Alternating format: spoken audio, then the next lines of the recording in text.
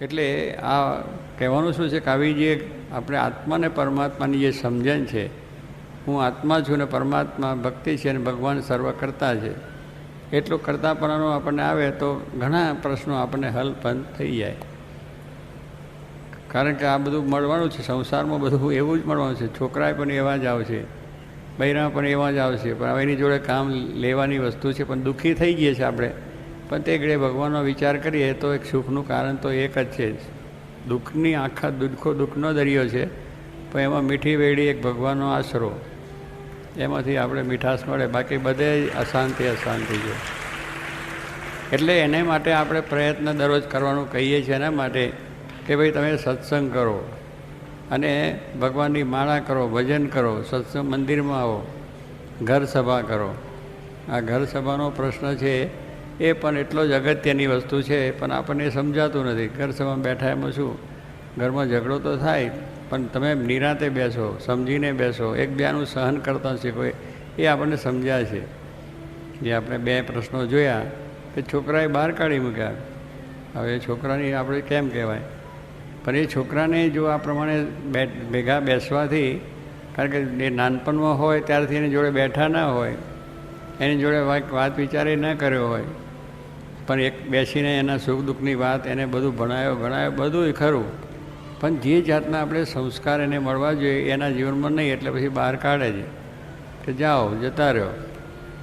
એક છોકરાને એની માએ કહ્યું કે ભાઈ બેટા તું આ શું મને કહી ગયું કે આ રીતે મેં તને કેટલો ઉછેર કર્યો છે, એક દહીંનો દરીને મહેનત કરીને તને ઉછેર કરીને ભણાવીને મોટો કર્યો. હવે મારી અવસ્થા થઈ છે, તારે મારી સેવા કરવી જોઈએ, આમને ત્યાં ફલાણું ઢીકનું, કેટલો મેં તારા પાછળ ખર્ચો કર્યો, બહુ તને આ ભણાવીને મોટો તું થઈ ગયો સાહેબ, અને અત્યારે તું મને આમ કહે છે. તારો છોકરો તો ભણેલો હતો, એટલે તરત જ વાત કરી કે ત્યાં મને જે ધવડાવીને જરા મહેનત કરીને મોટો કર્યો છે, તો તારા દૂધના પૈસા લઈ લે, ચાલ. તારા દૂધના જે ધવડાયો ત્યાં એ તારા પૈસા લઈ લે, પછી શું આપણે એકબીજાનો બદલો થઈ ગયો. હવે દૂધના પૈસાની વાત છે કે એ વખતે મારે પણ મારી માની સેવા કરવી જોઈએ, કે મને એને એટલી મહેનતથી ઉછેરીને ધવડાવી કરાવીને નાના હતા, ઝાડા પેશાબ કર્યા છે, અને એને એ પ્રમાણે તેટલું દુઃખ વેઠ્યું છે, એને કેટલી રીતે સારી રીતે ખવડાવ્યો છે, ભૂખ્યો છે તેની ખબર રાખી છે, અને મોટો કરીને આટલું બધું કામ કર્યું, અને ભણીને તૈયાર થઈને પછી ભાઈ જ્યારે આમ બરાબર થયા ત્યારે કે આવો મારે જરૂર નથી. માને આ જાતનો જવાબ મળી જાય. એટલે આ કહેવાતલા સમજ. પણ જો પેલું ભેગા બેસીને પહેલેથી એને ફાંપ્યું હોય બરાબર, તો છોકરાને એની મહત્વ રહે. પણ એ સંસ્કાર આપણે ભેગા બેસીએ, કથા કરીએ થાય. અને જો લગ્ન થઈને આવ્યા પછી પણ છોકરાઓ કેટલાક એ થઈ જાય, માની ખબર ના રાખે. પત્ની તરફનો પ્રેમ થાય, ભલે પત્ની તરફનો પ્રેમ રાખવાનું છે, આપણે કંઈ ના નથી કુટુંબિક ભાવનાઓની, પણ પછી માની જરૂર જ નથી. લો બૈરા આવે એ કહે ભાઈ તમારી મા મારા ઘરમાં ના જોઈએ, એટલે ભાઈ તું મારી માનું ઘર છે, તું તારી તમને આવ્યું છે, પણ એ એવી ભાવના જ આવે કે ભાઈ મારે એને જોઈએ નહીં. ગયડા ડોહા અમને ક્યાં ઓળખવામાં, પણ ડોહા તો આપણે થવાના છે, નથી થવાના એવી એક ભાવના નથી. ભાઈ આપણે વૃદ્ધ થવાના છે, આપણી દશા આવી થવાની છે. તો એ રીતનો જે વિચાર આવવો જોઈએ એ ક્યારે કે સત્સંગથી આપણને આવે. બાપને પણ કેટલા છોકરાઓ બોલી જાય ભણીને પછી અંગ્રેજી આવતા, અંગ્રેજીનું જ્ઞાન આવી ગયું છે ને, એટલે બાપ કે આમ છે તો કે જે નોન સેન્સ, તમે કંઈ સમજતા નથી, અક્કલ વગરના કે બાપે ભણાવીને પૈસા ટકા કરીને મોટો ભણાવીને બુદ્ધિશાળી કર્યો, સાયન્ટિસ્ટ બનાવ્યો, એટલે અક્કલ તો ત્યાં જતી રહી ને, બાપની અક્કલ તેમાં જતી રહી. તો બે સામેથી આવું બોલે, એલા ભાઈ અક્કલ તો તને આવી ક્યાંથી, આ મૂળ તો કારણ હું છું, તારો જન્મ આપ્યો છે, મોટી બુદ્ધ ભણાવ્યો ગણાવ્યો, પણ એ અક્કલ પહેલાંને કંઈક તને અક્કલ નથી બાપને. એટલે આવી એક અત્યારની વાતાવરણને તકલીફ છે આખું, એની અંદર આપણે બધા એટલું જ છે કે આ જે સત્સંગ છે અને કથા વાર્તાને ઘર સભા, એ સાંજે 5 કલાક અડધો કલાક પણ જો બેસે વાળું પાણી કરીને, આખો દિવસ તો કોઈને ટાઈમ ના હોય, હવના કામમાં હોય ને, બરાબર છે. અને આખા દિવસમાં આપણે જો ભજન છે, પાઠ છે, પૂજા છે, મંદિર જવું, એ બધું આપણું જે સવારનો નિયમ છે બધાએ કરવો.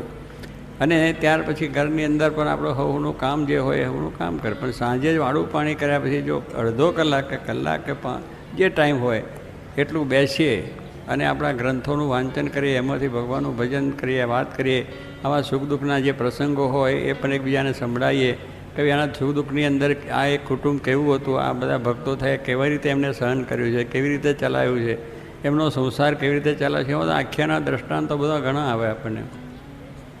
અને એવી વાતો સાંભળીએ તો આપણને એ સંસ્કાર થાય કે નહીં ભાઈ આપણે પણ આ જાતનું આવે તો આપણે પણ આ રીતે એક ઘરનો સંપ રાખી અને કામ કરવું છે, તો એ આપણું કામ પણ ચાલે. પણ એ આપણે કરવા ટાઈમ નથી, સમય નથી. અત્યારે બધી પ્રવૃત્તિ આપણી એટલી બધી છે, એ પ્રવૃત્તિની પાછળ દોડીએ છીએ. એટલે સુખને લેવા માટે કેટલાકને પૈસામાં સુખ માન્યું છે, કેટલાએ બંગલામાં સુખ માન્યું છે, મોટરમાં સુખ માન્યું છે, પ્લેનમાં બેસવાનું સુખ માન્યું છે, પરદેશ જવાનું સુખ માન્યું છે, બધું સુખ છે. પણ એ સ્વામી કે દુઃખનું જ કારણ છે. એ મોટા પુરુષે કહ્યું છે એમાં મિનવેથ્યા નથી, દુઃખનું જ કારણ છે. જવું એની પાછળ આપણે ગ્રસ્ત છીએ એટલે બધું કરવાનું છે. નોકરી છે, ધંધો છે, વ્યવસાય છે, પૈસા બંગલા બધું જ જોઈએ છે. પણ જ્ઞાન નથી એટલે આ ઝઘડો થઈ જાય છે તરત જ, એકબીજાને પ્રત્યેનો અંદર કુટુંબ ભાવનાની અંદર થઈ જાય.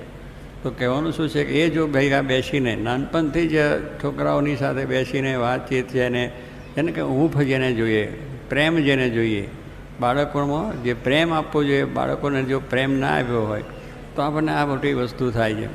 અને ઘરની અંદર એકબીજાને ભાવના ક્યારે થાય કે સાથે ભોજન કરતા આપણે પહેલાં છે કે ભાઈ આપણે આવું ભોજન સાથે કરવું, એટલે શું એક પણ એક ભાવના છે આપણી અંદર અંદરની કે ભાઈ ભેગા જમ્યા બેસીએ તો એમાંથી પણ આપણે એકબીજા પ્રત્યેનો પ્રેમ થાય. દરેક પછી કથા વાર્તા ભેગા બેસીને કરીએ તો થોડા થાય. એકબીજાના પ્રશ્નો હોય ને સમજવા પ્રયત્ન કરે, છોકરાના હોય, બૈરાના હોય કે કુટુંબના હોય કે કોઈના, તો એ બધા એકબીજા સમજતા થાય. એટલે આ બધાનું મૂળ કારણ છે કે આપણે કહ્યું ને કે ભગવાન, મૂળ ભગવાન છે એનો આશરો, એને આશરો ને એમને જે આપણને કહ્યું એમની કથા અને એમની વાર્તા એ આપણે બેસીને નિરાંતે જો કરીએ, દિવસમાં એક જ વખત છે બેસવાનું અને ત્યાર પછી સૂઈ જવાનું.